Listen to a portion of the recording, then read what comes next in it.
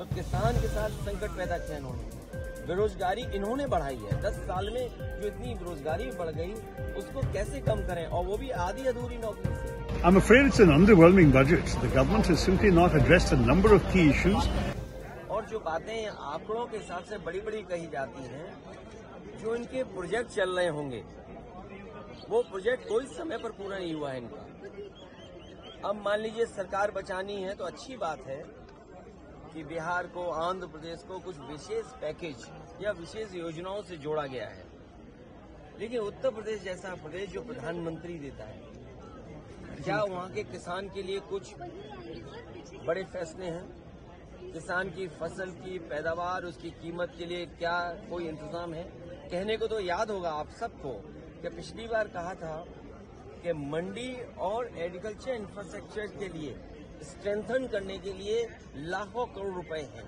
अगर वो infrastructure strengthen हुआ था तो इसका मतलब किसान की आय दोगुनी होनी चाहिए या किसान की आय बढ़नी चाहिए थी, वो तो नहीं बढ़ी।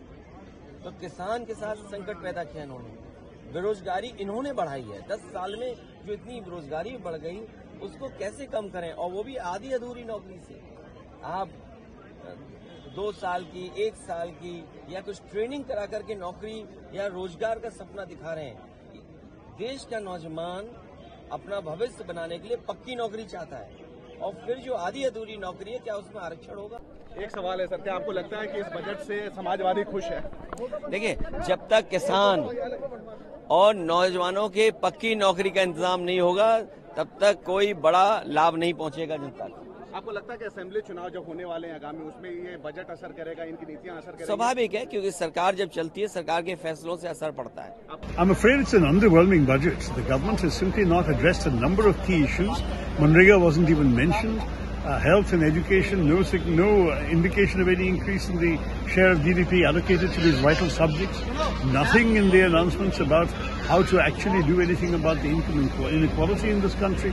More than 60% of our people have seen their incomes dropping in the last 10 years. What are they doing about that? Very little. I would say there's been very, very little to cheer about, and no wonder even the share markets, I gather, have reacted badly, as have ordinary people, except those in Bihar and Andhra Pradesh, perhaps, where the government, for their own political reasons, has satisfied 2 states. But there are 26 other states in the country whose people have no reason to be happy. आप चीजें तो लेके आते हैं लेकिन आप उनको pursue नहीं करते हैं, विच इज वेरी सैड। तो आपको लग रहा है कि महिलाओं के हिसाब से इस बजट में जो प्रोविजंस होने चाहिए थे, एटलीस्ट न्यूट्रिशन होना चाहिए, लेके उनकी सेफ्टी को लेके होना चाहिए, महिलाओं के कुछ भी नहीं है। घर का किचन का ध्यान रखा गया है मैम? मैं समझती हूँ किचन का ध्यान नहीं रखा गया है, क्योंकि सरकार महंगाई के बारे में कोई स्टेप्स लेना ही नहीं चाह रही है। और जहाँ तक हम देखेंगे तो जो परचेजिंग पावर है जो रूरल एरियाज में है वो लगातार घटती जा रही है, इसके ऊपर भी कोई ध्यान नहीं दिया गया है। Of pandering to the demands of their alliance partners from Andhra and Bihar, and they have, I think, acceded to their demands to some extent. But they have also taken some elements from our manifesto, particularly the apprentice scheme. So we'll have to see whether they have also announced a lot of new schemes, which are tongue-twisting names which I can't pronounce. Whether they are new schemes or whether they are just rebranding old schemes, and we'll have to see what has happened to the old schemes as well. देखिए, सबसे पहली बात तो ये है, जो अर्थव्यवस्था हमारे देश की है आज, और जो समस्याएं देश के लोगों के सामने हैं, बढ़ती हुई बेरोजगारी, बढ़ती हुई महंगाई, खास तौर पे फूड इन्फ्लेशन, ऐसे चीज़ों के बारे में उनको सही ढंग से जिस तरीके से एड्रेस करना चाहिए था वो नहीं हुआ। इस हालत में जो चाहिए था वो ये था कि खर्चा जो है, सरकारी खर्चा, वो बढ़ने की जगह सरकारी खर्चा जीडीपी के मुकाबले में अगर आप देखेंगे तो वो रेशियो जो एक्सपेंडिचर अपन एज परसेंटेज ऑफ जीडीपी वो घटा है। अब आपकी आमदनी बढ़ी है 14.5%, और आपका खर्चा जो आप बढ़ा रहे हो वो है 5.9%। तो आमदनी इतनी ज्यादा बढ़ी है और खर्चा इतना कम है उसके मुकाबले में। इसका मतलब क्या है कि इकोनॉमी और कॉन्ट्रैक्ट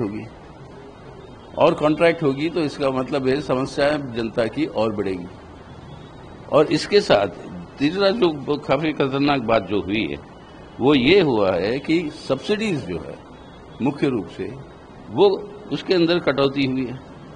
फर्टिलाइजर सब्सिडी में, फूड सब्सिडी में, आपके पेट्रोलियम सब्सिडी में, इन तीनों सब्सिडीज में आपका जो है कटौती हुई है पिछले साल के रिवाइज्ड एस्टिमेट्स के मुताबिक, अगर आप देखेंगे।